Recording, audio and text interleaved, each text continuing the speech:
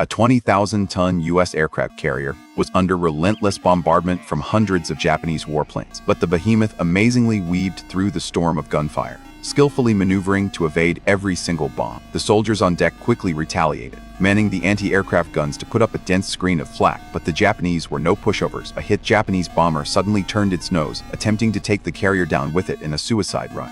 In the nick of time, a U.S. soldier leaped into a gunner's position, grabbed a machine gun, and unleashed a furious barrage. This soldier's heroic act successfully saved the carrier, the USS Enterprise. In this battle, a legendary American pilot, flying a dauntless dive bomber, single-handedly sank 4 Japanese carriers, leading the U.S. Navy to a decisive victory over the Japanese forces and achieving one of the greatest miracles in the history of naval warfare. After the Battle of Midway began on June 4, 1942, Best immediately led Bombing Squadron 6, taking off from the carrier Enterprise and flying swiftly toward the Japanese carrier fleet. Meanwhile, the American submarine, the USS Nautilus, had quietly moved directly beneath the Japanese fleet. Soon, its commander locked onto a Japanese carrier. At the same time, the Japanese also detected the American submarine's presence. In an attempt to destroy the Nautilus, the Japanese dropped numerous depth charges into the sea. The Americans were forced to risk being sunk and fired a torpedo at the Japanese, which ultimately narrowly missed the enemy carrier. It was then that the Japanese realized they had underestimated the strength of American intelligence. Admiral Nimitz, meanwhile,